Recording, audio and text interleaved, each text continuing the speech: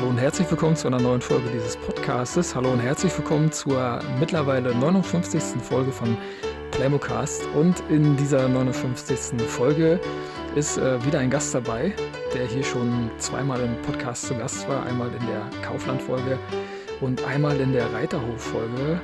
Ja, bei mir ist Jonas. Hallo Jonas. Hi Lars, freut mich, dass es wieder geklappt hat. Heute ja mal zu zweit und nicht zu dritt, ne? Genau. So machen wir das heute in dieser Folge, wobei die nächste Folge dann wieder zu dritt auflaufen wird. Da machen wir mit Tobi zusammen ein sehr, sehr populäres Thema, was bei Playmobil schon länger existiert. Und ich glaube, da könnt ihr euch, liebe Hörer und Hörerinnen, richtig drauf freuen. Aber heute sprechen wir über ein Thema, was wir ja auch schon mal hatten, und zwar in 2 Folgen schon mal. Wir haben schon mal die Figures besprochen in der ersten und in der zweiten Serie und heute kümmern wir uns hier um die 3. Serie der Figures. Eine Folge, auf die ich richtig Bock habe, Jonas.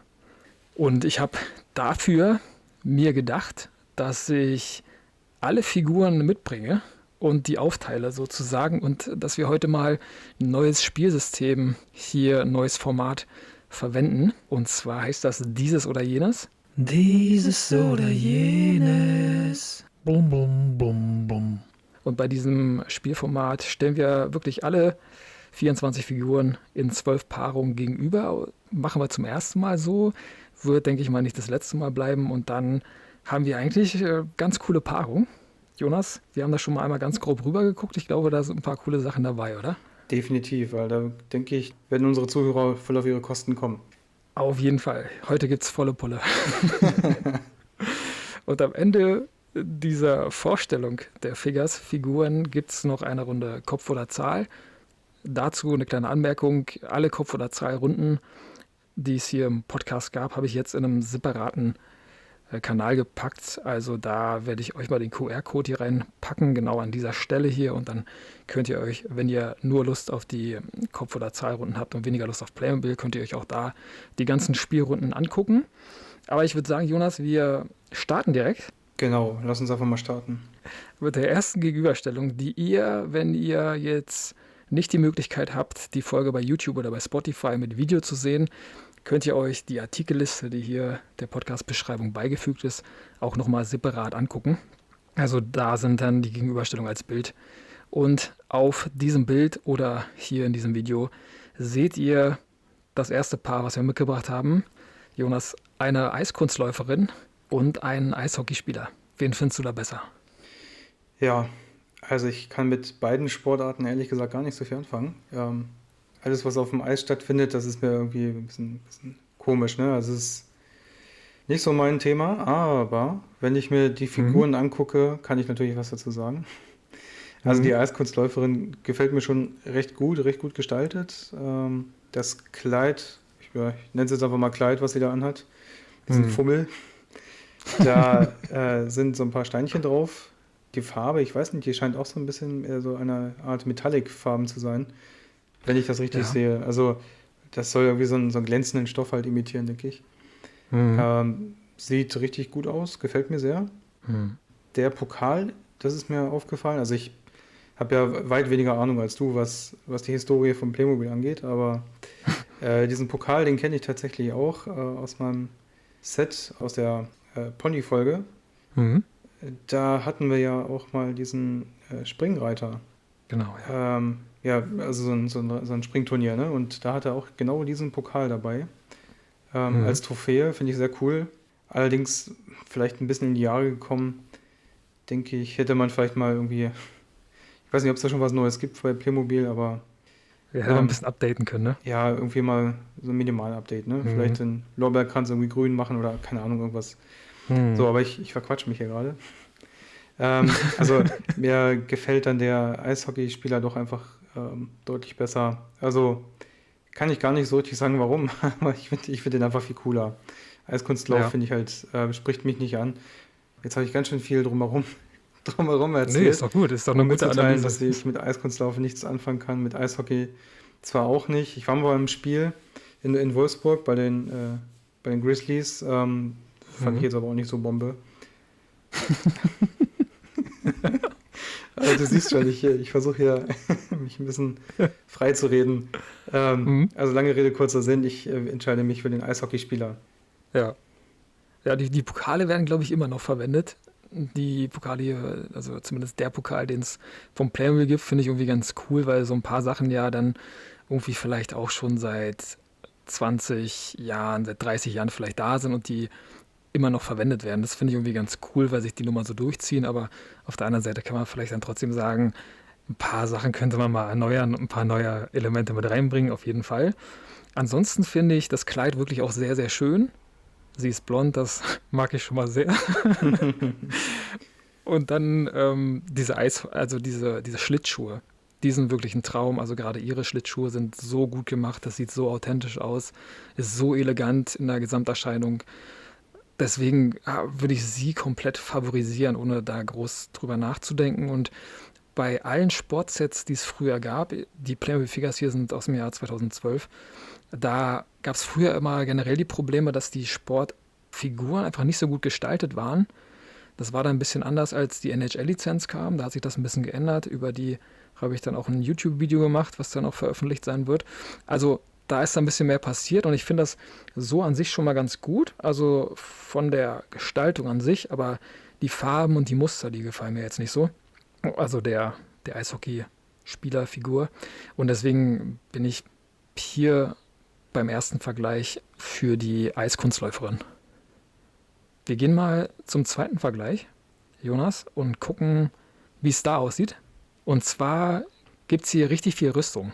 Also wir haben zwei Figuren mitgebracht. Und jetzt bin ich gespannt, ob du für den Drachenritter bist oder für den Zwergenkrieger. Also hier ist es eigentlich ziemlich einfach für mich. Mhm. Dieser Drachenritter, ich weiß nicht, ich finde, der wirkt so ein bisschen billig. Ja, Weiß nicht, also dieses Metall, diese Metallnachbildung, Darstellung, das sieht so wie so, wie so billig nachgeahmt und Farbe aufgesprüht aus. das ist gar nichts, oder? Ja, dann diese Axt. Ja, okay, also ich nehme an, das ist, stammt aus dieser Fantasy-Reihe. Ich weiß es gerade gar nicht so genau. Kommt der bei Ich Novelmore weiß vor oder nicht. ist das eine eigenständige Figur? Also ich kenne den so gar nicht. Ich kann mit dem Design auch gar nichts anfangen und wüsste jetzt gar nicht. Also in den Nullerjahren ist auf jeden Fall eine Menge Wildes passiert, aber Mhm. weiß ich nicht genau. Ja, also nee, gefällt mir nicht so gut. Also diese, wie gesagt, diese Metallnachbildung wirkt auf mich ein bisschen billig. Mhm. Die Axt, die ist sehr verschnörkelt, also es ist alles schon sehr. Ach, man sieht auch einen Drachenkopf, wenn man mal ein bisschen näher Das ist rangeht. cool, finde ich irgendwie. Eigentlich Mhm. ganz cool gemacht, aber weiß ich nicht. Kann ich nicht so viel mit anfangen, wirkt auf mich nicht. Bei diesem Zwergenkrieger sieht das ganz anders aus, ne? Also der sieht genauso aus, wie man sich das vorstellt, wenn man so zum Beispiel Fantasy-Romane liest oder keine Mhm. Ahnung, so aus den Herr der Ringe-Filmen oder sonst wie, kriegt man ja immer so ein gewisses, ja, so eine gewisse Vorstellung, wie so etwas aussehen sollte, ne? Mhm. Ähm, ja, und das wirkt für mich auf jeden Fall sehr authentisch. Diese Farben gefallen mir gut. Das Grün auf dem Schild ist richtig cool. Mhm. Und die Musterung, diese doppelschneidige Axt gefällt mir sehr. Auch der Bart Ja. von dem Zwerg, der macht richtig was her. Also hier entscheide ich mich ganz klar für den Zwerg. Ja, der ist cool, ne? Also hat auch so ein bisschen so irische Elemente, finde ich, oder so ein bisschen leicht irische Gestaltung. Keine Ja, Ahnung, warum ich es da rein interpretiere, aber die Farben machen das so ein bisschen. ja, stimmt. Und ich glaube, da gab es ja auch diese so eine Zwergenritter-Serie, die bei den Knights dann irgendwie bei Playmobil verfügbar war. Die hießen ja dann nicht mehr Ritter, sondern irgendwie ein bisschen ähm, ja, anglizistisch angehaucht, Knights. Und deswegen ist das einfach eine coole Figur. Und ich finde, das ist auch ein Vergleich. Also ich fand das so von den Elementen her ähnlich. Deswegen hat sich das angeboten, die miteinander zu vergleichen. Aber ja, der Drachenritter, der kann jetzt irgendwie gar nichts. Also der hat wirklich, weiß ich nicht, das ist so ein bisschen, als wenn du weißt, okay, jetzt ist Fasching, ich brauche eine Ritterrüstung, gehe in einen Spielzeugladen und kauf mir genau das. So sieht es dann am Ende auch aus. Also das wäre ein bisschen zu dünn so. Also da fehlt mir so ein bisschen, Ja, genau. Das ist ein guter Vergleich. ja, Genau das trifft es. Also es sieht schon sehr, sehr nach billigem Kostüm aus. ja, irgendwie schon. Ne? Ja, Also da weiß ich nicht. Ja, das ist nicht so geil. Naja, also dann sind wir beide hier für den Zwergenritter, für den Zwergenkrieger. Der macht hier echt eine gute Figur. Zwei Figuren, die wir dabei haben, die auch sehr, sehr exzellent gestaltet sind. Auch eine Paarung, die ich fast schon hier favorisiere. Das ist die dritte Paarung, die wir mitgebracht haben. Das ist einmal die Prinzessin und einmal die Braut. Ja, Lars, willst du mal anfangen? Okay, ich fange gern an. Ich finde beide Figuren sehr, sehr gut. Also sehr, sehr viele Details sind hier bei beiden Figuren einfach brillant gelöst, finde ich. Also es sind ja auch so Designs, die man von Playmobil schon kennt. Also Prinzessinnen gibt es viele, Bräute auch ein paar. Und das sieht bei der Braut auch sehr, sehr schlicht, aber trotzdem klassisch aus. Wir haben da einen Blumenstrauß dabei. Und generell ist das wirklich einfach so eine Figur, die man so aus dem Alltag kennt. Die Prinzessin ist auch wundervoll gestaltet. Die hat sogar noch diesen Sonnenschirm dabei. Also ich finde beides sehr, sehr gut. Bin hier minimal bei der Braut, glaube ich, weil mir die Farbe des Kleides der Prinzessin jetzt nicht so hundertprozentig zusagt. Wobei es gut gemacht ist, aber es ist einfach nicht so meine Farbe. Deswegen wäre ich immer für die Braut. Dir sind da bestimmt noch ein paar mehr Details aufgefallen. Ja, wo du gerade sagst, brillant gelöst. Also wenn ich mir das Kleid der Prinzessin ansehe, weil das Kleid ist ja auch mit Brillanten besetzt, ne? Oder zumindest mit so Edelsteinen. Das sind auch ziemlich viele an der Zahl. Das finde ich richtig cool gemacht. Ja, wirkt auf jeden Fall sehr, sehr aufwendig gestaltet, ne? Also der Schirm, der ist sehr cool. Dann so ein Taschentuch hat sie noch in der Hand. Das ist irgendwie auch irgendwie so ein typisches Accessoire, was man in solchen Märchenfilmen, wo Prinzessinnen auftreten, wohl Auf jeden Fall, ne? sieht, ne?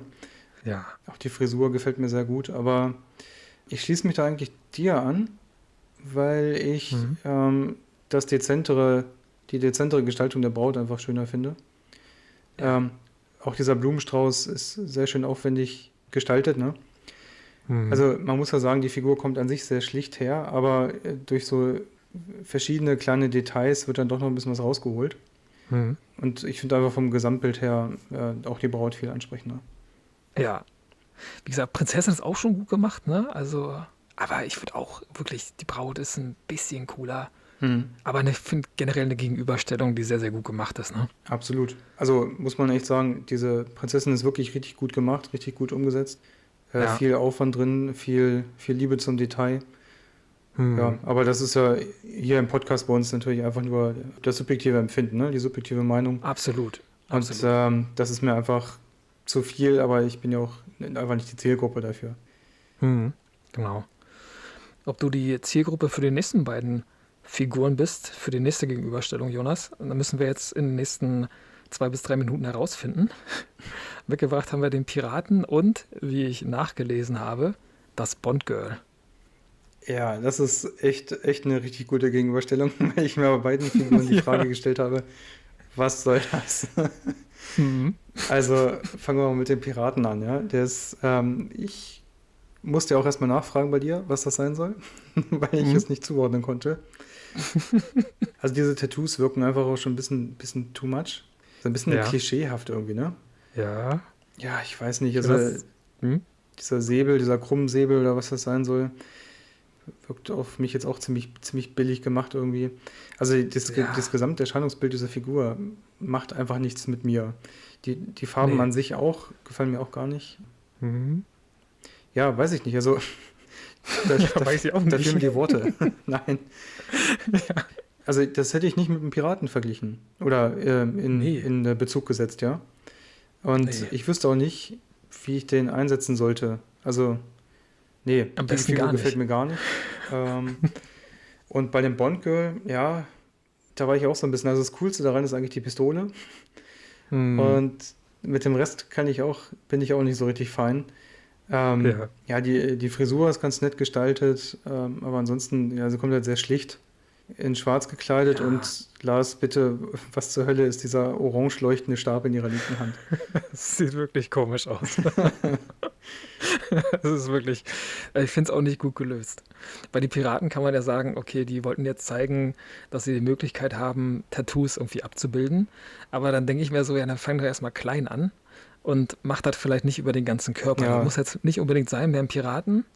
Und wenn du diese großen Ohrringe nicht hättest und dieses Bandana da und diesen Säbel, dann würdest du auch gar nicht darauf kommen, dass das vielleicht ein Pirat sein könnte. Also, weiß ich nicht.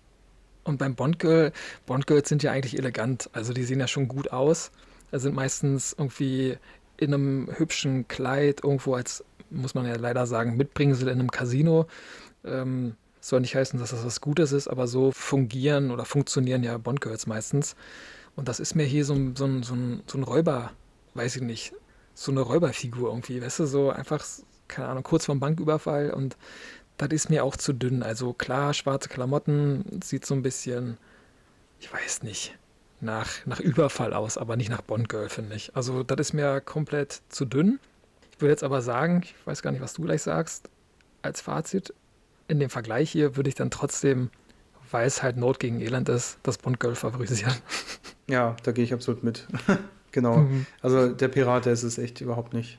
Ja, bei den nächsten beiden Figuren, da müssen wir jetzt schauen, ob sich da der Trend ein bisschen nach oben entwickelt oder ob es vielleicht sogar noch schlechter wird. Wir haben mitgebracht einmal den Astronauten und einmal einen Alien. Und da musste ich erstmal genau nachlesen, was das für eine Figur ist. Weiß gar nicht, Jonas, willst du anfangen? Oder soll ich starten? Starte du ruhig mal wieder. Okay. Ich finde die Kostümierung des Aliens richtig gut. Also ich finde irgendwie cool, dass man hier ein paar neue Wege geht. Also wir werden noch ein paar Figuren sehen, die sehr experimentierfreudig sind, wo du dann auch schon siehst, Playmobil Figures Serie 3 macht schon ein bisschen mehr und da haben sich die Schöpfer, die Designer schon wirklich Gedanken gemacht und gehen irgendwie ein paar neue Wege, die auch wirklich ganz cool sind.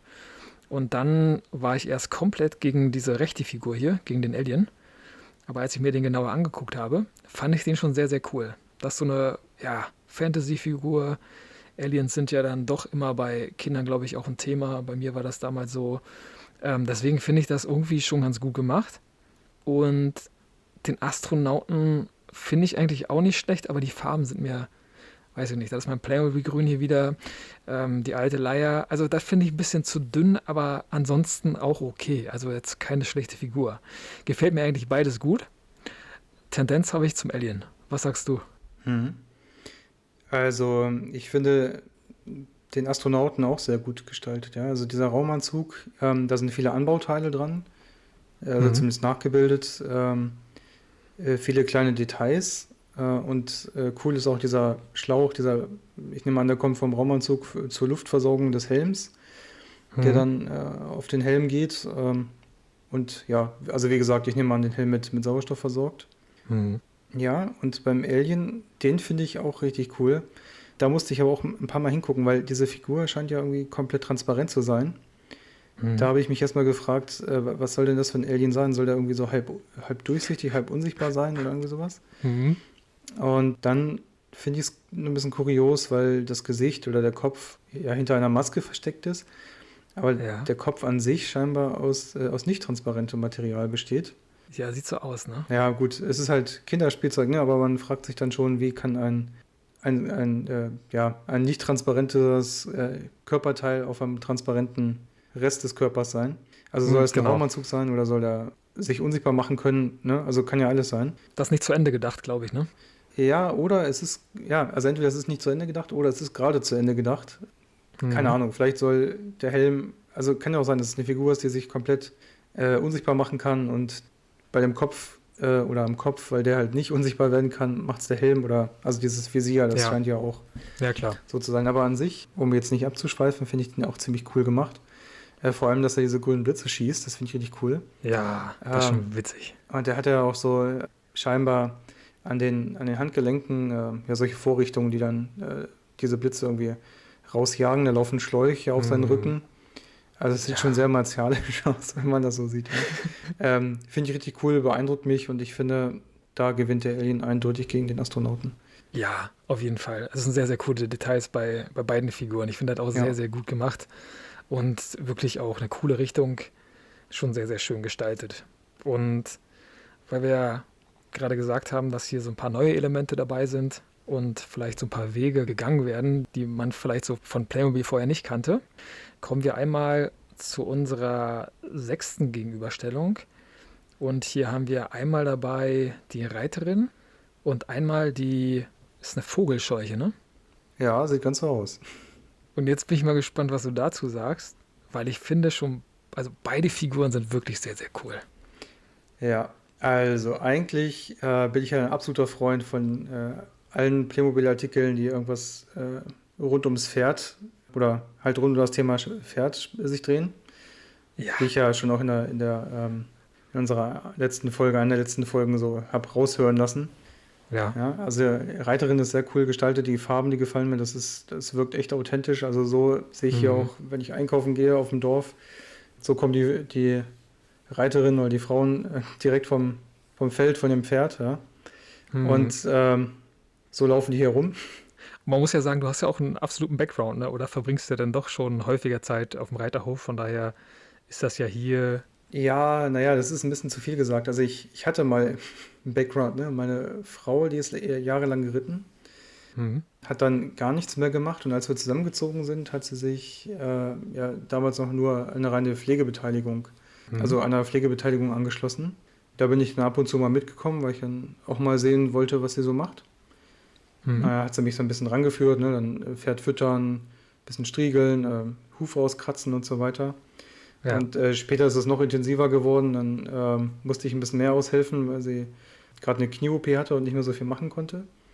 Mhm. Und dann habe ich da halt bin ich voll mit eingestiegen, so voll in die Stallarbeit und so weiter.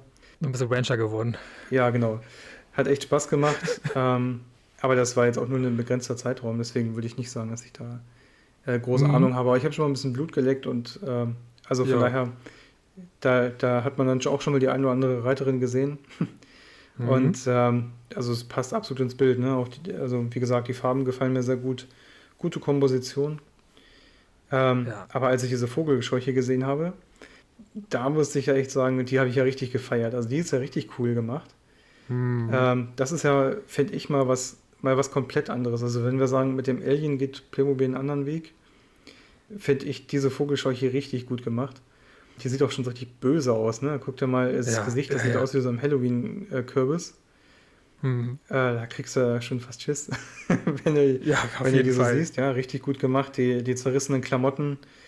Mhm. Die hat auch so einen Mantel oder so einen Gehrock noch drüber. Richtig cool. Also hier muss ich mich ganz klar für die Vogelscheuche entscheiden, einfach weil ich die super cool finde.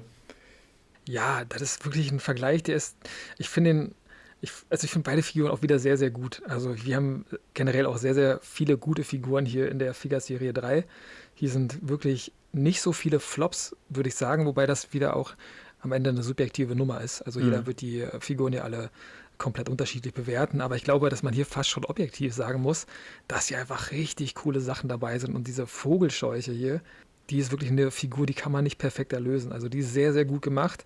Kann auch bei der Reiterin sagen, die ist komplett authentisch. Jeder, der mal Zeit auf dem Reiterhof verbracht hat, ich habe da relativ viel Zeit verbracht und ich weiß, dass Reiterinnen einfach so aussehen, das ist wirklich komplett authentisch.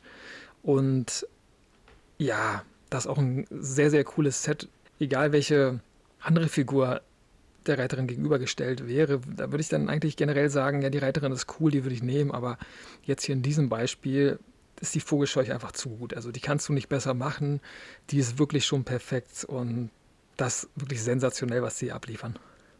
Ja, absolut, genau. Also jeden anderen Vergleich hätte die Reiterin wahrscheinlich gewonnen, aber hier Genau, eindeutig die Vogelscheuche. ja. Und weiter geht's hier direkt mit weiteren Figuren, die wirklich brillant sind. Ich muss nochmal brillant sagen, weil ich es wirklich auch so finde. Also ich bin hier richtig überrascht, wie viele coole Figuren einfach dabei sind. Ich habe es gerade schon gesagt und werde nicht müde, das zu wiederholen. Wir haben hier einen internationalen Vergleich und zwar einmal aus England und einmal gehen wir in die Vereinigten Staaten von Amerika. Und zwar haben wir einmal die Königliche Wache mitgebracht, die schon sehr, sehr cool ist. Ich muss hier ein paar Sachen in der Anmoderation direkt vorwegnehmen. Und wir haben natürlich mitgebracht hier auf der rechten Seite die Freiheitsstatue. Und ich finde, also Playmobil hat hier die Serie und alle Möglichkeiten, die sie hatten, wirklich einmal komplett durchgespielt. Weil du kannst es nicht cooler machen. Also natürlich kann man jetzt sagen, das liegt irgendwie nahe, wenn man auf Figuren kommt wie die Freiheitsstatue, dass so eine Figur dann als Playmobil-Figur rauskommt. Das ist ja relativ offensichtlich, wenn man so rüber guckt. Aber dass du es dann wirklich so umsetzt und dass du dann wirklich diese 7,5 Zentimeter Figur dann hast und da ist wirklich die Freiheitsstatue abgebildet. Ich finde, also das ist krass gemacht, das ist sehr, sehr gut. Einfach komplett durchgespielt, die Sache, finde ich. Gefällt mir sehr, sehr gut. Die Wache ist natürlich auch cool, aber dass die wirklich hier die Freiheitsstatue rausgebracht haben, mit dieser Farbgebung, mit dieser Gestaltung. Also das ist sensationell. Ist, kann ich jetzt schon sagen, tut mir leid, Jonas, ich nehme ein bisschen viel vorweg, aber meine absolute Lieblingsfigur. Sehr gut. Man muss ja auch mal ehrlich sein, ne? Wenn du jetzt schon weißt, dass da nichts Besseres mehr kommt, dann passt das auch. Ja. Nein, absolut hast du recht da. Allein auch schon die Idee, die Freiheitsstatue so nachzubilden, ja. Hm. Das finde ich schon richtig großartig. Dieser Grünton, der gefällt mir richtig gut. Ja. Das wirkt so richtig authentisch. Also da spürt man quasi schon den Grünspan, Hm. wenn man diese Figur nur sieht, ja. Richtig cool gemacht. Auch die Flamme auf der Fackel. Gut, die ist jetzt im Hm. Original ja nicht orange-gelb, ne? Also brennt nicht, ist ja Ja. nur eine Nachbildung, aber gerade das finde ich hier richtig gut. Das Mhm. ist nochmal so ein farbliches i-Tüpfelchen auf der Figur. Mhm. Also finde ich auch richtig, richtig klasse. Nichtsdestotrotz möchte ich auch noch sagen, dass ich diese königliche Wache auch sehr cool finde, wie die Ja. nachgebildet ist.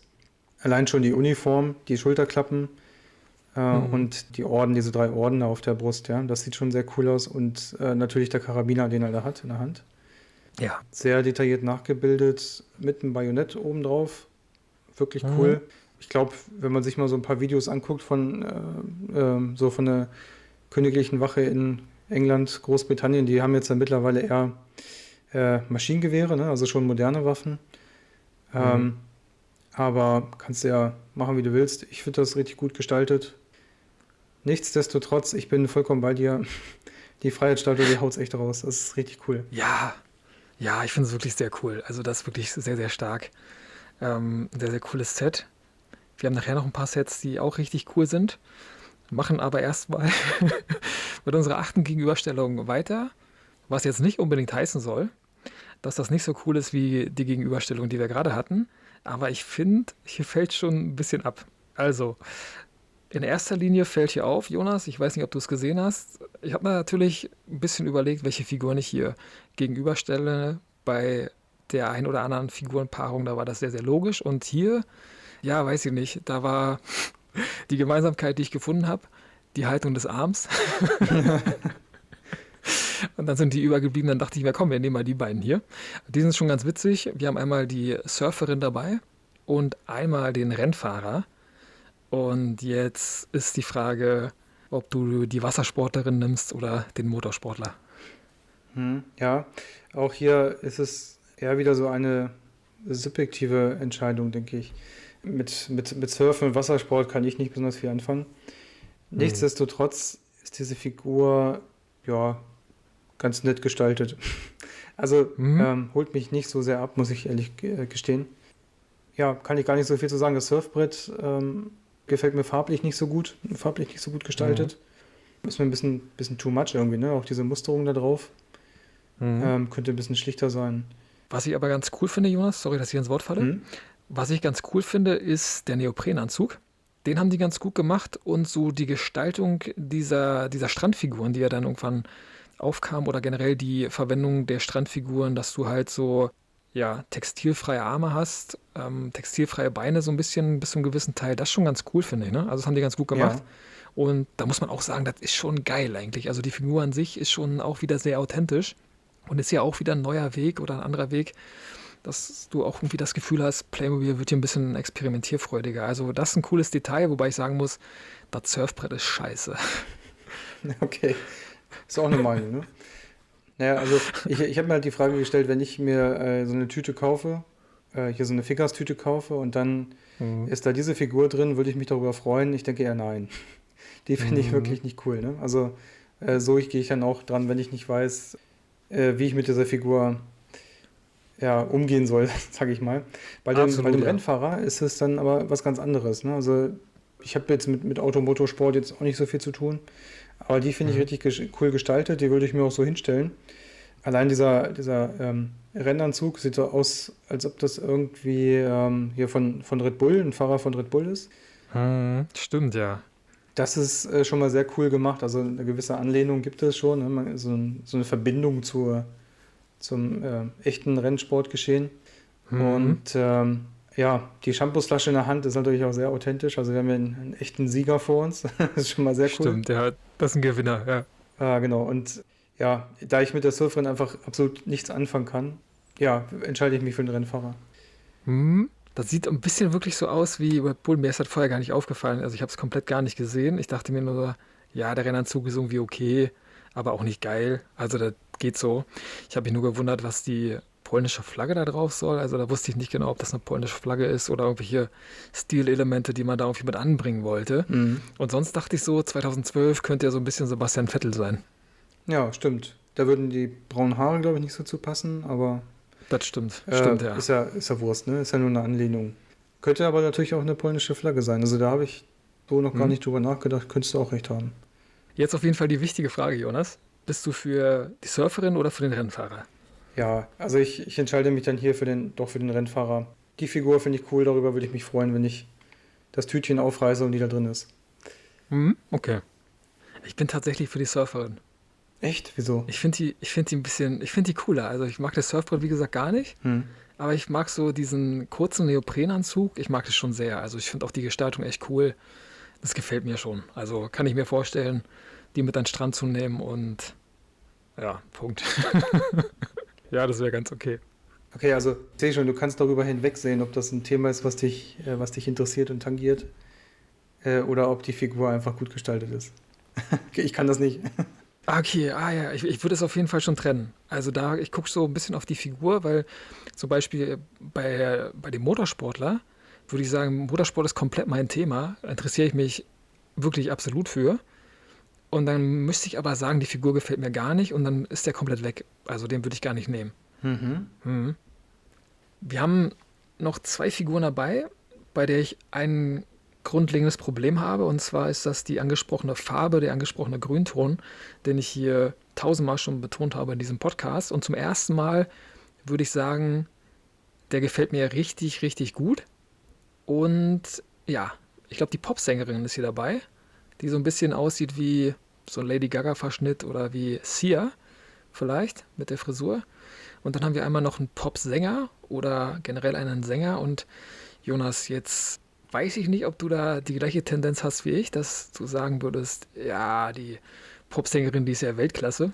Oder der Sänger mit dem komisch aussehenden Hemd, den nehme ich mit. Also Lars, ich glaube, da lasse ich dir gerade mal den Vortritt. Ich muss da nochmal drüber nachdenken, was ich dazu sagen kann. Ja, okay. Soll ich starten? Ja, gerne.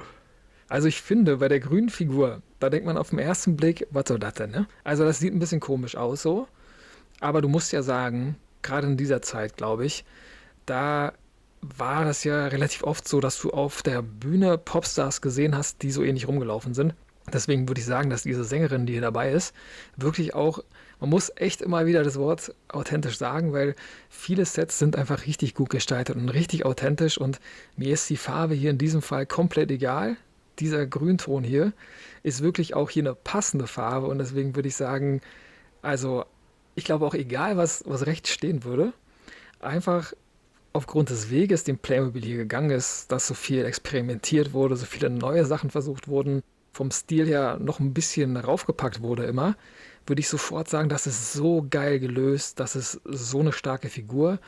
Und hinzu kommt noch das Problem, dass hier auf der rechten Seite dieser Popsänger steht, bei dem ich dieses Hemd, dieses Shirt echt ein bisschen hässlich finde. Das tut mir leid, aber das ist jetzt gar nicht meine Welt, finde ich ein bisschen, ja, so grau und sieht ein bisschen aus wie bei der Hitparade oder so. Und so ein Schlagerstar, irgendwie Jürgen von der Lippe in den 90ern mit längeren Haaren könnte das sein. Ich liebe Jürgen von der Lippe, aber die Figur ist es aus meiner Sicht nicht. Aber Geschmäcker sind ja verschieden.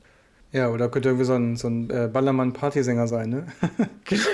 Stimmt, Ja, stimmt. also ich sag's dir gleich vorweg, die Popsängerin, die holt mich nicht ab. Krass. Ich find die Farbe furchtbar. Ich Ja, finde die ganze Gestaltung furchtbar. ja. Deswegen verliere ich da gar nicht so viele Worte drüber. Mhm. Ich finde deinen verkannten Schlagersänger, den Jürgen Drees, wen auch immer, Ja. vom Playmobil richtig gut. Der gefällt mir. Mhm. Die Haare, so eine richtig verwegene Haarmähne hat er und Ja. allein Ist ein Toupet, dieser glaube ich. Gesichtsausdruck, der offene Mund und die Augen, wie der guckt, das ist so geil. Da könnte Ja, ich mich echt stimmt. drin verlieren. Ne? Also die Stimmt. würde ich mir hier auf den Schreibtisch stellen und da würde ich mich immer wegschmeißen, so wie die aussieht. Gefällt mir richtig Ja, ja, gut. ja. Mhm. Ja, das Shirt ist vielleicht ein bisschen billig. ist ein bisschen klischeehaft irgendwie, ne? So ein Ja, tiefer V-Schnitt, fehlen noch irgendwie so ja, Brusthaare, die da rauskommen. ja, so ein dicker Kragen dann irgendwie auch noch da dran, glaube ich. Ich Ja, weiß genau. nicht. Aber der hat so ein Standmikrofon dabei, was er so umwirft, oder so Das stimmt. halt umkippt, ne? Ist also richtig voll dabei, das gefällt mir richtig gut. Mhm. Deswegen, also ich entscheide mich doch für deinen verkannten Popsänger, Schlagersänger, Okay, Entschuldigung. okay. Schlagersänger wollte ich sagen, genau. Ich habe Ja, genau. Popsänger gesagt und wollte Schlagersänger Schlagersänger, sagen. genau. Stimmt, genau. Man muss aber sagen, bei dem Kostüm auf der linken Seite, wenn man das da oben abklickt, weil ich denke, dass, also dieser Fummel, der da oben noch dran ist, wenn man das abklicken würde, ich glaube, das kann man ja auch, dann sieht es so ein bisschen aus wie so ein Borat-Kostüm. Genau. Mit Also keine Augenmaske, Ahnung. wie im Swingerclub. Ja, upsi. Herzlich willkommen. Ähm, nee, okay, dann haben wir hier zwei unterschiedliche Meinungen. Aber cool. Also finde auch cool, dass du denn richtig viele gute Argumente geliefert hast hier für den Schlagersänger, für Jürgen Drews oder wie auch immer. Aber es ist schon cool, dass das dann die Musikszene ja auch ein bisschen bedient wird und ja, zwei Sänger bzw. Sängerinnen dabei sind. Beim nächsten Set, bei der nächsten Gegenüberstellung, haben wir zwei weibliche Figuren mitgebracht. Und hier haben wir einmal eine Schwangere und einmal eine Konditorin. Jonas, willst du starten oder soll ich loslegen? Ja, doch, kann ich gerne machen. Hm? Ja, also die Schwangere würde man so als Schwangere gar nicht jetzt aus meiner Sicht identifizieren. Mhm. Wenn jetzt der dicke Bauch nicht da wäre, also ich weiß nicht, es könnte aber auch was anderes, aus anderen Gründen einen dicken Bauch haben. Ja, ja. Also wenn ich die im Vergleich so sehe, könnte genauso gut sein, dass das die beste Kundin der Konditorin ist. Hat ja auch ihr Portemonnaie in der Hand, ne? Mhm. Könnte sein, dass sie gerade eine Torte kauft, wenn sie Ja. Nachschub braucht. Das ist nicht die erste Torte, die sie halt gekauft hat. Ja, genau. Ja, ein bisschen garstig, nein. Ja, also die Frisur der Figur gefällt mir gut. Mhm. Ja, ist halt eine typische Figur aus dem Alltagsleben, ne? Ja, So, mehr kann ich dazu gar nicht sagen. ja. Farbliche Gestaltung, ich weiß nicht, ich finde es ein bisschen unglücklich, die roten Haare und dann rote Schuhe hat sie, glaube ich, an, das sehe ich hier gerade nicht so genau. Das Mhm. Portemonnaie ist auch noch rot, dann das Oberteil ist rosa, also es beißt sich so ein bisschen, das gefällt mir nicht. Mhm. Ansonsten, ja, eine grundsolide Figur, die du da im Alltag gut gebrauchen kannst.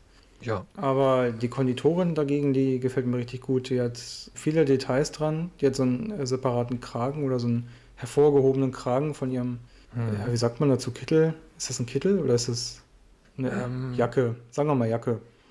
Die Mütze, die gefällt mir auch gut. Schön gemacht. mhm.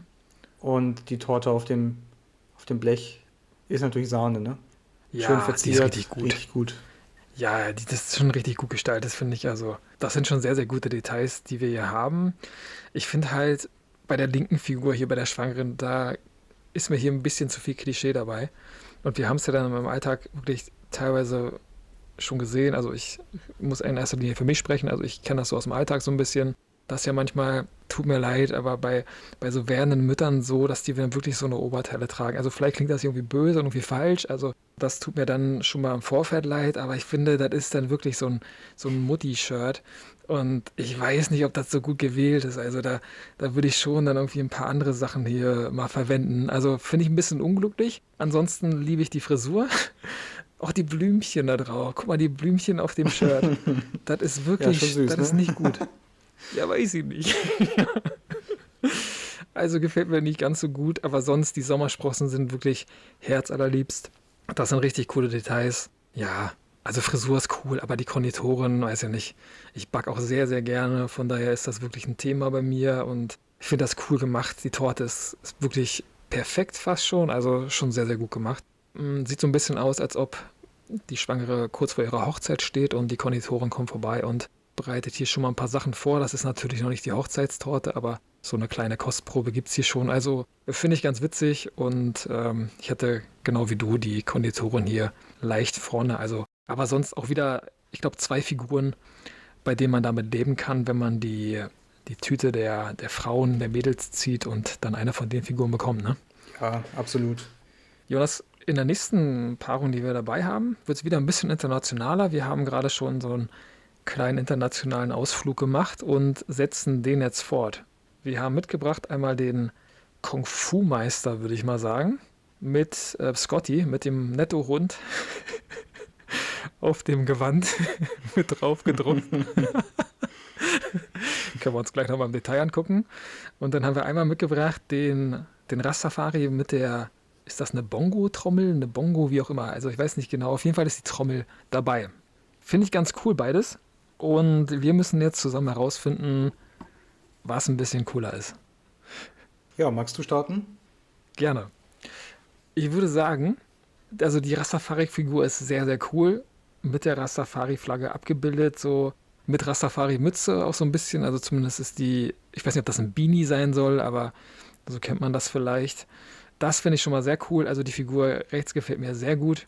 Die linke Figur gefällt mir irgendwie auch. Also ich finde es schon cool gemacht und irgendwie auch ganz cool gelöst. Wir haben hier wieder so ein Bandana dabei, was so eher typisch ist für Kampfsportler, würde ich jetzt so aus meiner Laiensicht mal sagen. Ich finde aber diese Robe oder wie auch immer, wie heißt denn das Ding? Keine Ahnung. Dieses Gewand, was er trägt, mir fällt der Name gerade nicht ein, finde ich irgendwie ein bisschen, sieht mir, also tut mir leid an die Zuhörer und Zuhörerinnen, aber das sieht mir ein bisschen zu sehr nach Morgenmantel aus. Und dann finde ich diesen Drachen, der da drauf sein soll, bei dem man vielleicht sagen kann, okay, da gehört so ein Drache drauf, das ist so Tradition, weiß ich nicht genau, kann sein. Aber ich habe wirklich gerade an Scotty gedacht, der Hund vom Netto. Deswegen Scotty, der ein bisschen runtergehungert ist. Also das gefällt mir nicht so gut. bisschen viele Details auch gerade genannt. Nee, ist nicht so ganz meine Welt. Also deswegen, obwohl es eine coole Figur ist. Also ist nicht schlecht gemacht. Finde ich sehr, sehr gut gemacht wieder. Aber der Rastafari ist ein bisschen cooler. Gehst du da mit oder sagst du, nee, Scotty auf dem Morgenmantel finde Scotty, ich beam ganz mich cool. hoch. Ja. Nein, ich gehe mit. Absolut. Mir gefällt der Rastafari auch deutlich besser. Mhm. Also, wie du schon sagst, beides coole Figuren. Bei dem Kung Fu Master oder Kung Fu Kämpfer finde ich das Kopftuch nicht gut gelöst. Das trägt so ein bisschen dick Mhm. auf. Ja, Der Scotty, also dieser Drache, den finde ich auch so ein bisschen, weiß nicht, hätte man sich sparen können, dann wäre es genauso cool gewesen und noch cooler gewesen. noch cooler auf jeden Fall, Ja. ja.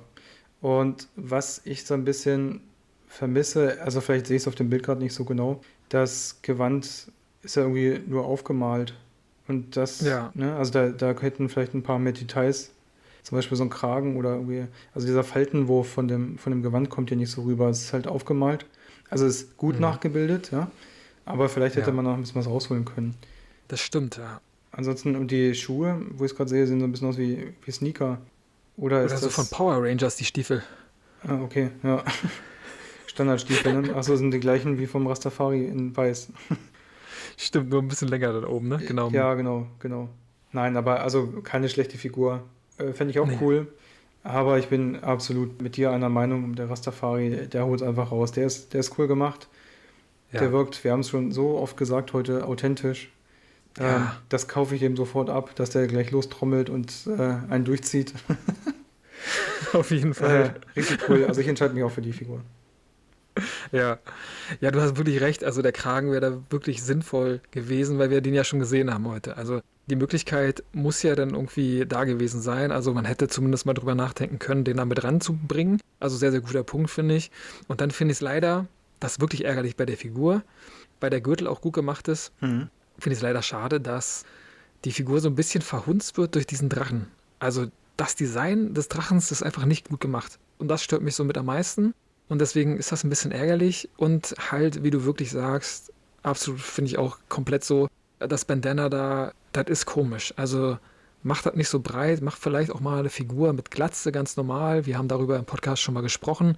Ist immer ein bisschen schwierig, Glatzköpfe darzustellen, aber gibt es halt einfach im Alltag. Und deswegen sollte Playmobil dann vielleicht, wenn das dann mal versucht wird oder wenn zumindest mal der Weg gegangen werden soll, Glatzköpfe hier darzustellen, dann nimm doch mal dieses Bandana da weg und mach da wirklich eine Glatze drauf. Das wäre doch mal cool. Und wir hatten es ja ähnlich bei einer anderen Figur ein bisschen weiter oben bei den Piraten auch schon so. Also dann einfach auch mal vielleicht eine Glatze herausbringen, ist nach so vielen Jahren nach 51 Jahren Playmobil noch nicht passiert. Wäre vielleicht für die Figur-Serie 29 dann mal ganz cool, wie die 28er aussehen, weiß ich schon. Also da gibt es keine, aber wie gesagt, da ist noch ein bisschen Spielraum, aber sonst, ist das schon in Ordnung so. Ist jetzt keine schlimme Figur, finde ich, die Figur des Kung-Fu-Meisters, aber ja, Genau, aber manchmal ist weniger einfach mehr, ne? absolut. Das ist wirklich ein Punkt, den man hier ganz gut einwerfen kann, ja. Wir machen wieder einen internationalen Ausflug. Wir gehen einmal nach Indien und einmal in den spanischsprachigen Raum. Wir haben einmal mitgebracht, ich würde mal ganz grob sagen, die Inderin. Ich weiß nicht genau, da gibt es ja viele Richtungen, viele Glaubensrichtungen nochmal, viele Sprachen. Da bin ich mir nicht genau sicher, in welche Richtung das hier geht. Deswegen sage ich einfach mal ganz grob Inderin. Und einmal haben wir die Flamenco-Tänzerin dabei. Ja, Jonas, hast du einen Favoriten? Also vorab, wenn ich mir diese beiden Figuren ansehe, hier sieht man ja eigentlich wunderbar, wie man Gewänder nachbilden kann bei Playmobil, ne? Also hier sind Ja, der Faltenwurf von dem Kleid von der Flamenco-Tänzerin, der ist schon richtig gut gemacht. Also hm. auch von der Schärpe von der Inderin. Ich glaube, das Unterkleid hat auch so einen Faltenwurf. Also nur nochmal, um auf unseren Kung-Fu-Master hinzuweisen, da hätte man noch was rausholen können. Ja, Ja, beide Figuren, Inderin und Flamenco-Tänzerin, sehr cool gestaltet. Ich weiß leider nicht, ich habe mit der indischen Kultur nicht so viel zu tun. hm. Ich kenne mich da nicht gut aus. Ich weiß nicht, was sie da in der Hand hat. Ein Blumenschmuck oder irgendein Zepter mit einem Blumenschmuck. Sieht auf jeden Fall sehr cool Ja, aus. Dieser Kopfreif oder was das sein soll, hm. der ist auch also mit so einem Brillanten bestückt. Ja, Ganz nett gemacht. Ich kann hier leider nicht so viel dazu sagen, weil ich kann es nicht bewerten, ob das jetzt authentisch ist oder nicht, ob das gut getroffen ist. Aber ja, gefällt mir sehr gut. hm. Nett gemacht, ne?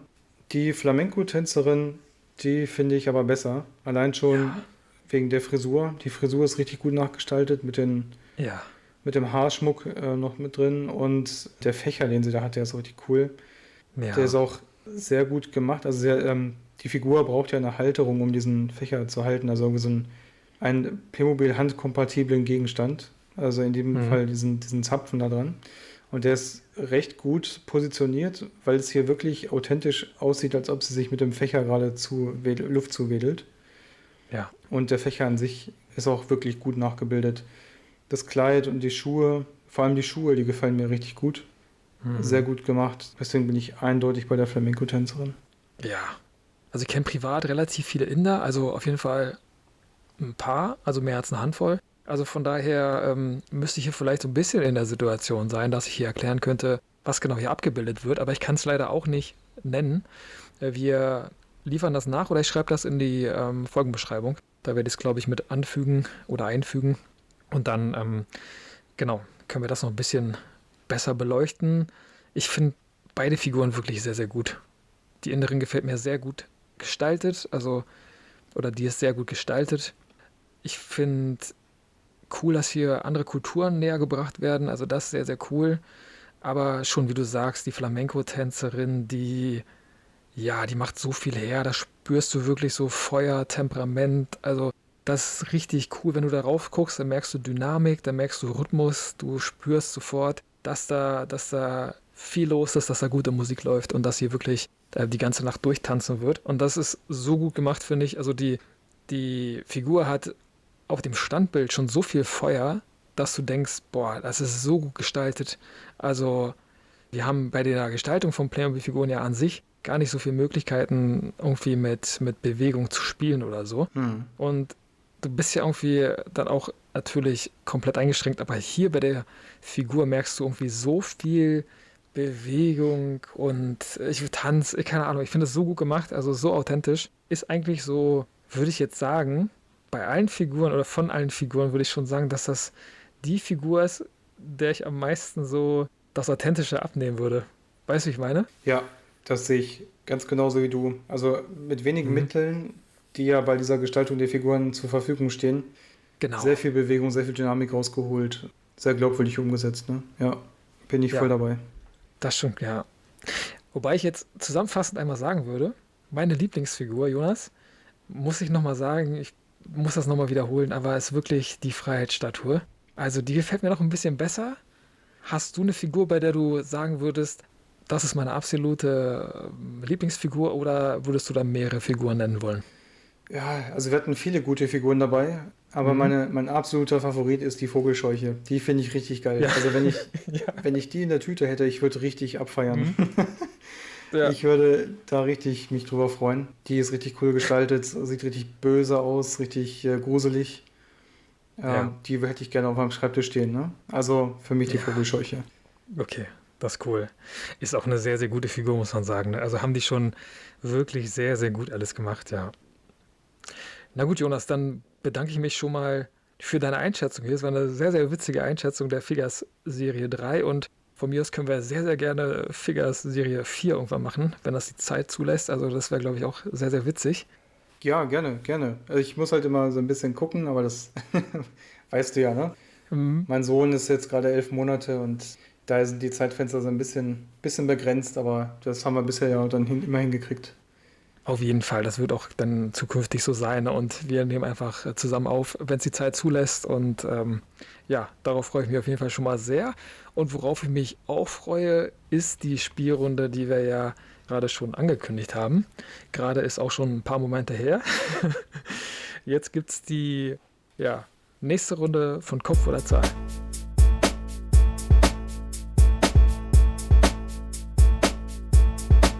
Ja, herzlich willkommen zur Kopf- oder Zahlrunde der 59. Folge.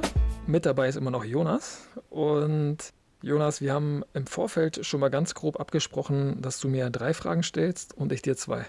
Mehr weiß ich noch nicht. Ich bin gespannt, was kommt. Ja, ich auch. Willst du starten? Kann ich gern machen. Also, wir sind vor ungefähr einem Jahr umgezogen von einer kleinen Mhm. Stadt, aus der ich komme, in der ich aufgewachsen bin, auf ein Dorf. Und Mhm. deswegen habe ich dir die Frage mitgebracht, Lars, Dorf oder Stadt? Was findest du besser? Das ist eine sehr, sehr coole Frage. Auch eine Frage, die wir hier im Podcast noch gar nicht hatten. Oh, ich habe eine ganz klare Tendenz zum Dorf. Also ich bin zwar in einer Stadt geboren, in Schwerin, dann sind wir nach Berlin gezogen und dann weiter in eine kleinere Stadt, die damals noch so 8000 Einwohner hatte. Das war schon ganz cool. Aber wir sind dann 99 aufs Dorf gezogen und das war sehr, sehr cool. Also ich mag Dörfer einfach sehr, sehr gerne. Ich mag Natur, verbinde hier auch immer, also ich sag hier, weil ich gerade auch bei meinen Eltern bin und hier aufnehme. In der Prignitz in Brandenburg, da hast du halt so viel Freiraum. Du hast wirklich den Wald, du kannst überall mit dem Fahrrad hinfahren, du kannst im Wald joggen gehen. Sehr, sehr coole Sachen. Hier ist die Havel nicht weit weg, hier ist die Elbe direkt in der Nähe. Also das sind schon Sachen, die einfach da sind. Wir haben natürlich die günstige Situation, dass die Bahn hier bei uns fährt. Also wir haben eine direkte Verbindung nach Berlin. Ja, das war sehr, sehr cool. Ich habe vorher auch in Berlin dann gewohnt. Dann nochmal, als ich erwachsen war und so war die Strecke dann auch nicht so weit, also knapp eine Stunde. Das war cool und deswegen also ich würde mich immer fürs Dorf entscheiden, weil ich es wirklich liebe und hier auch irgendwann wieder hinziehen werde. Hast du da eine ähnliche Tendenz oder sagst du, nö, so ein bisschen größer ist schon ganz cool, weil da vielleicht auch ein paar mehr Einkaufsmöglichkeiten sind und weil da vielleicht auch ein bisschen mehr Leben ist? Mhm, ja, also wir haben uns ja im Prinzip schon entschieden, ne? Jetzt ist es zu spät. Ja, Wir haben hier stimmt. jetzt ein Haus gebaut. Mhm. Das ist hier ein recht kleines Dorf, 2000 Einwohner.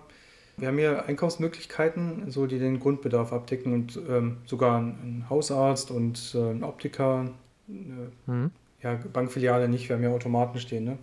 Wir haben hier auch einen Norma, den hatten wir ja schon mal in der Kaufland-Folge thematisiert. Mhm.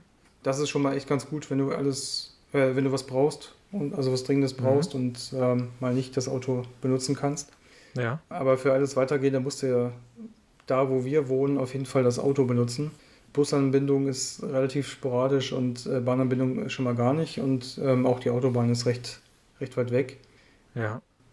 Ja, also ich bin so ein bisschen zwiegespalten, ne? Wenn das jetzt nicht wäre, also mir fehlt so ein bisschen Infrastruktur, sage ich mal. Ansonsten finde ich es ja sehr cool, die Punkte, die du schon angesprochen hast. Man ist hier schnell in der Natur.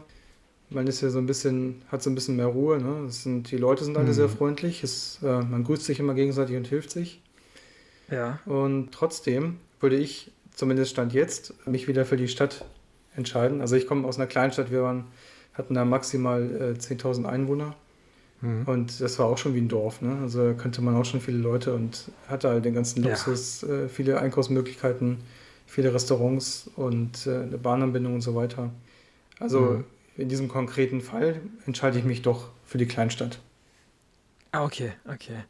Ja, ich finde, die Bahn macht dann schon einen großen Unterschied, ne? Wenn du so eine Möglichkeit hast, dann ist das hier wirklich auch echt Gold wert. Also ich fahre wirklich dann eine Stunde nach Berlin.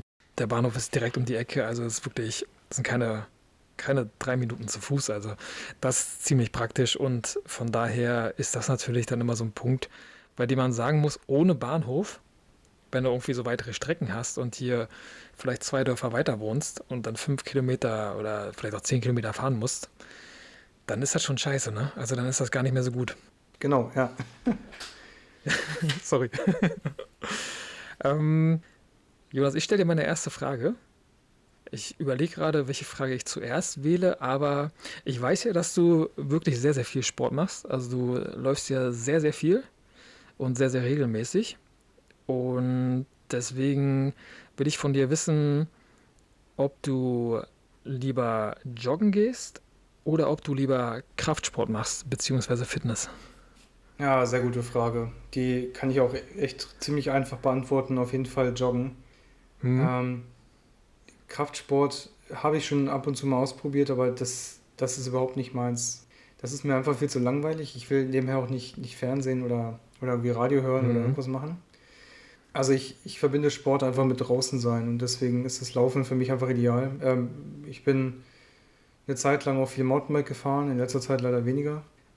Aber also für mich ist Sport machen so eine Geschichte, die ich draußen mache, die ich Ja. unkompliziert machen kann. Also ich ziehe mich um, gehe aus der Haustür und bin sofort da und also kann sofort starten. Ne? Wenn ich ins Hm. Fitnessstudio gehe, muss ich mich erst ins Auto setzen, dann dahin fahren, mich umziehen und Ja. dann geht es erst los. Das ist schon wieder so ein Ding, was mich stört. Und ich genieße es einfach in der Natur auch abzuschalten. Ich habe halt ja auch so einen Bürojob. Ne? Ich bin also viel am Computer und Hm. da brauche ich dann auch nicht beim Sport noch nebenher auf dem Bildschirm die ganze Zeit schauen. Stimmt. Ich will da einfach komplett abschalten und das kann ich nur draußen und Laufen ist für mich momentan am unkompliziertesten. Deswegen Hm. ganz klar joggen. Und wie sieht es bei dir aus? Boah, ich laufe auch echt gerne, aber muss echt sagen, dass ich gar nicht mehr so gern laufe wie früher. Ich bin früher dann auch so meistens 10 Kilometer gelaufen, so 7 oder 10 Kilometer. Du läufst ja auch 10 Kilometer oder mehr, ne? Ja, genau. Also Standardrunde viermal, also wenn es gut läuft, ne? Dann viermal die Woche 10 Kilometer. Jetzt, wenn ich ein Hm. bisschen mehr Zeit habe, dann verlängere ich auf 12 bis 14. Das ist stark, ja. Also ich laufe so, boah, ich habe aktuell auch wirklich nicht mehr so richtig Bock, so länger als 5 Kilometer zu laufen. Ich laufe die in einem guten Tempo, also das ist kein Ding. Aber ich kann irgendwie nicht mehr länger als 5 Kilometer laufen oder so 7 Kilometer laufen, weil das wird mir wirklich zu langweilig. Also ich höre auch keine Musik dabei oder so und will immer irgendwie auch mitbekommen, was so um mich herum passiert und was so los ist. Und dann ist mir das irgendwie alles so zu langweilig. Und ich denke mir so, ja, komm, so 20, 22 Minuten laufen ist okay, aber danach habe ich nicht mehr so viel Bock. Und ich habe irgendwie parallel damals vor, weiß nicht, 13 Jahren oder so angefangen, so Kraftsport einfach zu machen. Mache seitdem auch wirklich mit Kurzhanteln die gleichen Übungen, also immer zu Hause, pump immer zu Hause, mache da mein gleiches Programm. Habe da nie was verändert, weil das eigentlich ganz gut funktioniert. Mache es wirklich immer vorm Fernseher, auch so Sit-Ups und so. Gucke mir dann meistens Basketballspiele aus der Nacht im Real Life an.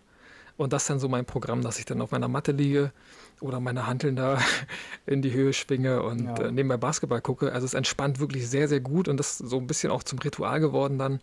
Aber ich verstehe natürlich absolut deinen Punkt, dass du sagst, ja, draußen ist viel geiler und du musst dich irgendwie nicht noch präparieren, um dich dann so mental nochmal zu präparieren, indem du dann irgendwie so Stress abbaust oder einfach, was man ja beim Laufen dann vielleicht macht oder so, oder man macht es ja einfach auch, weil es ein cooles Hobby ist. Also dann ist der Aufwand ja dann auch so groß, wenn du dann irgendwie noch irgendwie richtig viel Weg hinter dir haben musst, ne? absolut, ja. Aber wenn du sagst, du machst es hauptsächlich zu Hause oder nur zu Hause, dann hast du ja auch gar nicht diese Hürde dann. Also machst du es nur zu Hause? Genau. Dann muss ich so Ich fragen, mache es machst du es wirklich nur nur zu zu Hause Hause. oder fährst du auch ins Fitnessstudio? Nee, ich mache wirklich nur zu Hause, mache da wirklich immer die gleichen Sachen und ich hatte auch nie die Situation, dass ich dachte, boah, das Fitnessstudio gibt mir welche Vorteile. Hm. Also ich finde auch irgendwie immer anstrengend, wenn viele Leute irgendwo auf dem Flex sind.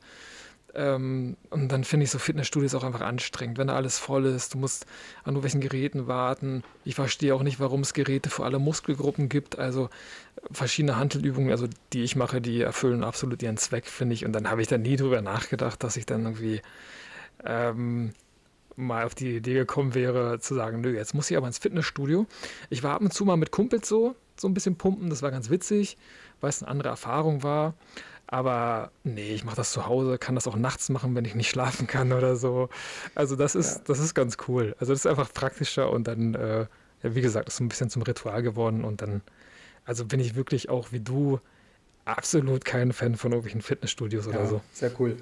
Aber da finde ich deinen Weg natürlich auch deutlich besser als diese Pumper. Ja, So Geräte, welche manchmal, weiß nicht, bei Instagram siehst du ja oft so Reels oder so, ne, wo dann das typische Klientel nachgebildet wird. Ja, dann siehst du halt die ja, Gorillas, wie sie sich dann da ja, gegenseitig wirklich. anschreien an den Geräten. Ja, Genau, oder richtig wie dann gut. irgendwelche, ja, oder wie irgendwelche Influencer alle Winkel von sich beim Training Ja, genau. filmen oder so. Und du denkst ja so, was soll das? Mach doch dein Smartphone da weg. Du musst doch nicht dein Smartphone mit zum Training nehmen. Keinen interessiert, was du da machst. Also mach das für dich und dann ist cool.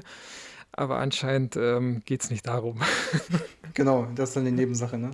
Genau, genau. Ja, Lars, eine Frage habe ich auch noch für dich. Mhm. Zwei habe ich sogar noch für dich. Aber jetzt kommen wir zur Mhm. zweiten.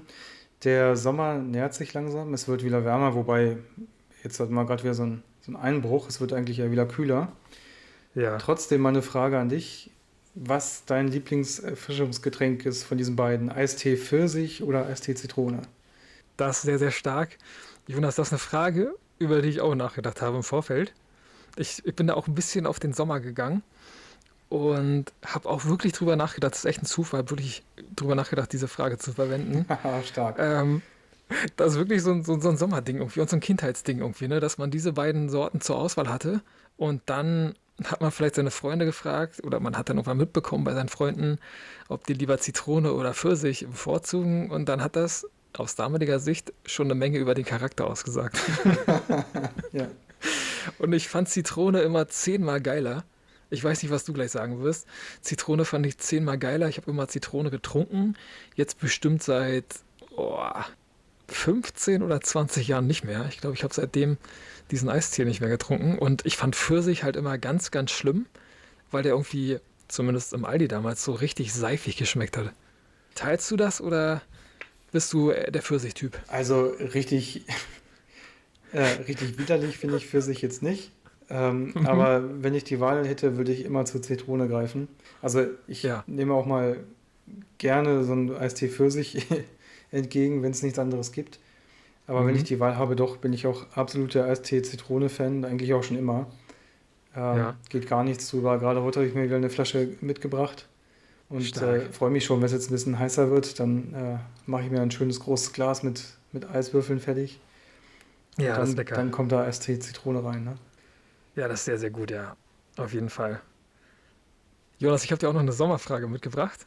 Und zwar gibt es hier bei uns ganz in der Nähe, also in dem Ort, in dem ich vorher gewohnt habe, gibt es die Spülinsel. Und auf der Spülinsel kann man zwei Sachen wirklich wunderbar machen. Und zwar gibt es da einmal Minigolf und einmal kannst du da Tretboot fahren. Und diese beiden Sachen würde ich hier gern gegenüberstellen und dich fragen, wofür du dich entscheiden würdest. Interessante Frage. Ich habe nämlich als Kind Tretbootfahren richtig geliebt. Da war ich ein absoluter Mhm. Fan von. Wir sind eine Zeit lang fast alle Ferien in die Nordsee gefahren. Und Ja. da gab es da am Siel, Karolinsiel die Ecke, ich weiß nicht, ob du das kennst. Nee. Karolinsiel, Halesiel, das ist in der Nähe von Wilhelmshaven. Ja. Da konnte man immer Tretboot fahren. Und ich habe wirklich ständig gefragt, wann fahren wir endlich Tretboot? Jeden Tag habe ich meine Eltern und meine Schwester damit genervt. Dann sind Mhm. wir endlich Tretboot gefahren und dann kam die Frage, wann fahren wir endlich wieder Tretboot? Also der ganze Urlaub war vom Tretboot ja, geprägt, sage ich mal. Ne? Dominiert. Mhm. Und mittlerweile kann ich dem aber gar nichts mehr abgewinnen. Ich habe das noch ein, zwei Mal in Braunschweig gemacht. Auf Ja. der Oka, da kannst du auch so ein Tretboot leihen. Hat mich aber nicht mehr so abgeholt. Finde ich irgendwie langweilig mittlerweile. Deswegen entscheide ich mich einfach fürs Minigolfen. Das finde ich immer ganz spannend. Das ist Stark. eine nette Herausforderung. Ja, Mit ein bisschen Spaß dabei. Ne? Also ja, eindeutig das ja. Minigolfen. Finde ich auch cool. Ich finde beides cool. Ich finde Tretbootfahren auch sehr, sehr gut und mache das auch sehr, sehr gerne. Ich finde einfach witzig, dass du da so ein bisschen in dem Fall da über die Havel schippern kannst. Also macht schon sehr viel Spaß. Und richtig cool im Sommer natürlich Tretboot mit Rutsche dran. Also dann wirklich, da hast du komplett den Endgegner mitgebracht und da kann gar nichts mehr passieren. Also das ist schon sehr cool und da kannst du wirklich geil baden gehen. Kannst vom Tretboot aus oben reinspringen, da wo die Rutsche festigt ist, kannst du wirklich dich wie so ein Kleinkind nochmal wie im Schwimmbad benehmen. Das ist sehr, sehr witzig. Egal, ob da Leute vom Ufer zugucken, das ist ganz cool. Und sonst muss ich aber sagen, ich finde Minigolf spielen auch ein bisschen geiler. Machen wir in der Familie wirklich sehr, sehr häufig. Ist so ein bisschen Tradition, dann im Sommer darüber zu fahren und unsere Minigolf-Turniere zu machen. Und wenn ich da mit meinem Bruder zusammen Minigolf spiele, dann wird es auch manchmal schon eklig, weil wir beide relativ kompetitiv sind. Ja, Und ich glaube auch ein bisschen ausgehend von meinem Bruder. Mein Bruder, der heizt das schon an. Also ich könnte da, glaube ich, ein bisschen weniger ähm, Konkurrenzkampf leben, aber kommt halt immer der Punkt, bei dem wir wirklich ein Duell haben. Also das ist wirklich, ja, Nico Rosberg gegen, gegen Lewis Hamilton, um vorhin nochmal zu den Formel-1-Fahrern zum Motorsport zu kommen. Aber das stark. ist wirklich, das ist wirklich sehr, sehr eng. Also ich finde Minigolf auch ich weiß gar nicht, ob ich es ein kleines bisschen cooler finde oder sogar schon sehr viel cooler. Aber ich mag halt beides sehr, sehr gerne. Ja, cool. Siehst du, so ein Tretboot mit Rutsche habe ich bisher nie gehabt, nie gefahren. Das Ah, ist bestimmt okay. auch ganz cool, wenn du mit Freunden dann ganzen Nachmittag, wenn du sagst, auf der Havel dann da verbringst und dann zwischendrin mal schwimmen gehen kannst. Ja. Richtig cool, ne? Also für mich war sonst war Tretbootfahren einfach nur wirklich fahren, Mhm. irgendwo hinfahren und wieder zurückfahren. Dann, ja, Wir können ja irgendwann, ja, mit Tobi können wir irgendwann zusammen zu dritt uns ein Tretboot holen und dann können wir zur Spülinsel und können dann da eine Runde rutschen. und Minigolf spielen. Genau, das machen wir Sehr beides, gut. genau. Ja, auf jeden Fall. Okay, Lars, meine letzte Frage, die ich dir mitgebracht habe, die habe ich mir vor einigen Wochen gestellt. Mhm. Ich weiß gar nicht, wie ich drauf gekommen bin, aber ich habe mich gefragt, was mir besser gefallen würde. Ein Streetfood-Festival oder ein Drei-Gänge-Menü? Ah, okay. Auch eine spannende Frage, auch eine Frage, die wir noch nie hatten, obwohl wir eigentlich schon über alle möglichen Bereiche des Essens gesprochen haben. Ich glaube, wir hatten irgendwann mal in der Streetfood-Folge oder in der Foodtruck-Folge, glaube ich, da hatten wir mal die Frage Burger oder weiß ich nicht mehr. Oder ich glaube Hotdog. Ich glaube, die Frage hatten wir mal, also Streetfood-Truck, Hotdog oder Burger. Aber die Frage hier ist neu. Ich finde Streetfood richtig cool. Also ich finde cool, dass du da so ein paar kulinarische Ausflüge machen kannst. Du kannst ein bisschen experimentierfreudig werden und hast ja dann auf einem relativ kleinen Fleck so relativ viel Auswahl. Ich hatte damals eine Freundin in Dänemark, in Aarhus, und da war immer so eine Streetfood-Ecke aufgebaut. Da konnte man ganz gut essen gehen, so. Also konnte man einfach hin nachmittags, wenn man nichts zu tun hatte, und dann konntest du da verschiedene Sachen probieren. Das war sehr, sehr geil. Also hat es schon sehr, sehr viel Spaß gemacht. Obwohl ich beim Essen jetzt gar nicht so experimentierfreudig bin eigentlich. Ich esse meistens immer die gleichen Sachen mit Hafer. Aber das war da schon ganz witzig und ich würde mich auf jeden Fall, in jedem Fall, für das Streetfood und gegen Drei-Gänge-Menüs entscheiden, weil ich da gar kein Fan von bin. Ah, okay. Das ist interessant, weil also ich habe wirklich lange überlegt. Hm? Also es gab schon Anlass, warum ich darüber nachdenke. Ist ja nicht so, dass mir so Ja, langweilig ist, dass ich mir solche Fragen stelle.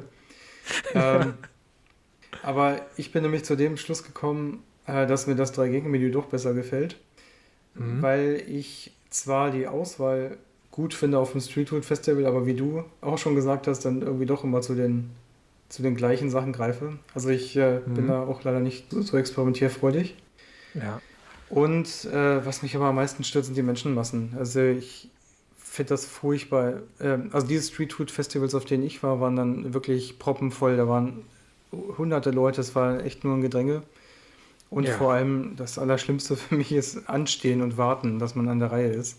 Mhm. Wir hatten gerade jetzt vor 2 Wochen, glaube ich, war so ein richtiges Horrorerlebnis bei einer Veranstaltung in Braunschweig. Da mussten wir 1 Stunde auf eine 4 € Bratwurst warten. Da ist mir fast, Oh Mann. fast der Kragen geplatzt, aber weil es nichts anderes gab, mussten wir was nehmen. Ah, Und ja, ja. diese Wartezeit bei so einem richtig gut besuchten Streetfood-Festival würde mich absolut abschrecken und die Menschenmasse. Mhm. Deswegen entscheide ich mich ganz klar für das Drei-Gänge-Menü. Wir haben hier so ein ziemlich gutes Steakhouse in Wolfsburg. Also wir fahren da gerne hin, wenn es denn mal einen guten Anlass dazu gibt. Mhm. Und da kann man wunderbar ein schönes Menü essen und das würde ich da immer wieder vorziehen. Ja, okay. Da ist auch noch so ein Punkt, finde ich, so Menschenmassen mag ich auch nicht. Also ich mag das auch nicht, wenn es irgendwo überfüllt ist. Also wenn ich mich jetzt irgendwie mit Kumpels in Berlin treffe oder so, dann ist das okay, dann ist das ja auch irgendwie auch voll, gerade am Wochenende. Treffe mich natürlich irgendwie auch lieber in der Woche, wo es ein bisschen leerer ist und du einfach ein bisschen entspannter unterwegs sein kannst. Aber das wäre auch ein großer Punkt so, der dafür spricht, dann gegen das Streetfood Festival zu sein. Wobei ich da bei diesem, war kein richtiges Festival, es war eher so eine Streetfood-Ecke oder so ein Bereich in Aarhus, der einfach permanent war und da konnte man immer ganz gut hingehen. Also das war schon ganz cool. Und da war es auch ein bisschen voller, aber nicht so, dass du ewig lange warten musstest und dass sich die Leute da irgendwie halb über den Haufen gelaufen sind. Aber auf jeden Fall ein guter Punkt und da verstehe ich dann absolut, dass du dann so argumentierst, gerade wenn du sagst, dass du eher dann die gleichen Sachen isst, tendenziell, was ja cool ist, dann ja, verstehe ich das absolut. Gut, Jonas, dann haben wir alle 5 Fragen besprochen. Wir haben nicht nur 5 Fragen besprochen, sondern wir haben auch alle Figuren besprochen, alle 24. Das haben wir geschafft in dieser Folge. Also vielen lieben Dank dafür, dass du dabei warst. Ja, sehr gerne. Hat echt viel Spaß gemacht. Und ja, ich freue mich, wenn wir dann auch zur nächsten Folge mal wieder zueinander finden. Auf jeden Fall, ja. Schon mal liebe Grüße an Tobi. Wir freuen uns beide, also kann ich jetzt schon mal sagen, auf die nächste Folge, die kommen wird. Die 60. Folge wird eine Folge mit einem sehr, sehr coolen Thema. Bleibt fröhlich, bleibt gesund und bis zum nächsten Mal. Ciao. Macht's gut, tschüss.